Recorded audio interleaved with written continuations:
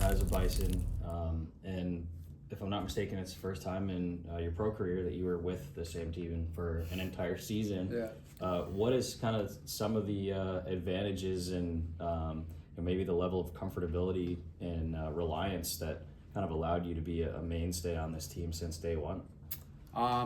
Honestly, it's been an honor to be here all year. To wear a letter for the team has been a good accomplishment.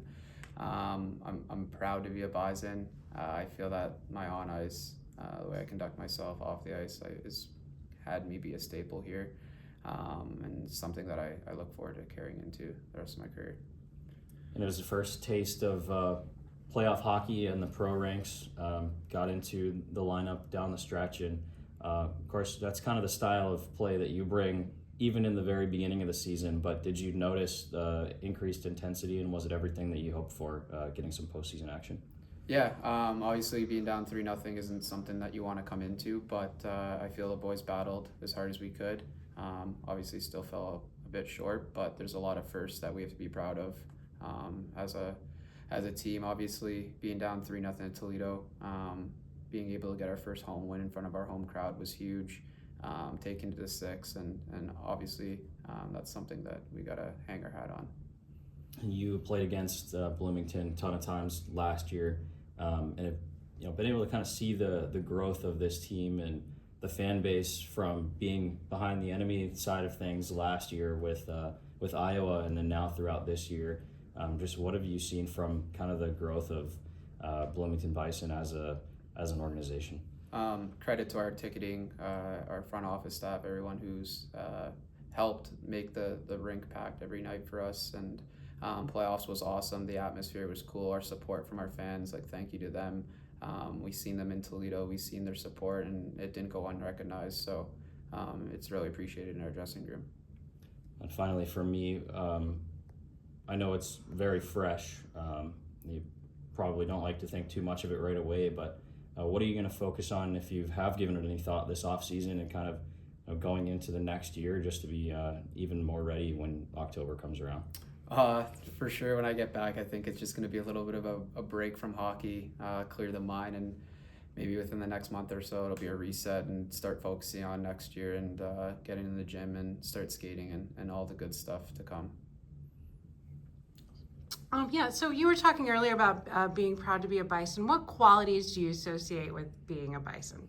I think the biggest thing is our honor and our loyalty to each other in the room.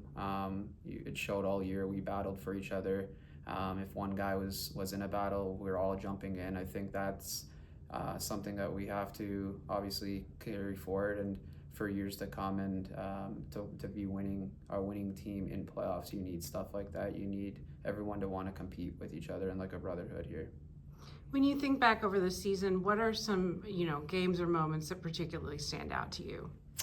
I think there's a lot of games and moments. Something that was kind of brought up in the dressing room going into the third period was the highs and lows of the season.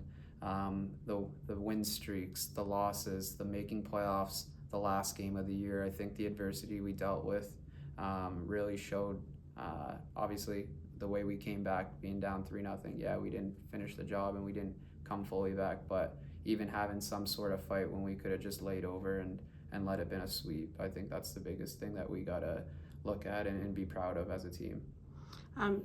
Going along with that, Coach Barsky has talked about how you grow more and you learn more from adversity. So looking back over the season, is there any particular thing that you've learned from the adversity that you've faced? I mean, I think there's been a lot of adversity, kind of piggybacking off what I was just saying about the highs and lows. We were in a playoff spot at one point and we fell out of one, and then we had to go on a big win streak to make playoffs. That's adversity that we had to deal with before even getting into the final stage. I think it shows our true colors in the room. I mean, we had 16 rookies, I think, going into playoffs. We didn't have an experienced team, but we showed experience and the way we handled Toledo. Okay, and then coming back, were you guys talking a lot on the bus? What's the vibe like right now, or is everybody just kind of going through it? I I think everyone's disappointed. Obviously, just making playoffs in my eyes wasn't good enough. Obviously, we wanted to compete, which we did. We came back, but I think going into or looking back at it, like, yeah, we obviously would have liked to win. We would have liked to come back. That would have been a crazy story, coming back from 3-0 and taking out Toledo. But I think the vibes on the bus were sad. At the same time, we were talking about memories and enjoying the times we've had together, because like Barsk said, this is the last time that everyone will be suiting up together as a Bison. Last game, like, we're not gonna, the turnover in this league's way too much. So we were kind of trying to just think about the memories, and we'll do something tonight as a team, and then it's pretty quick turnover and everyone kind of parts their ways, and that's that.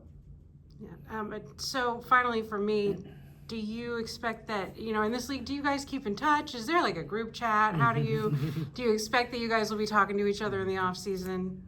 Yeah, like we have a group chat, so I'm sure there'll be texts in the group chat and keeping in touch.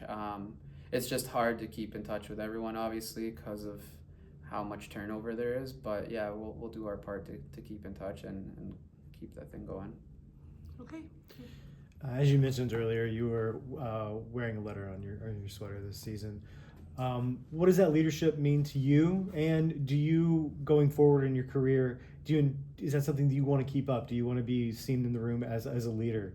I think it's going into my 6th year next year. I hope I'd be looked at as a leader.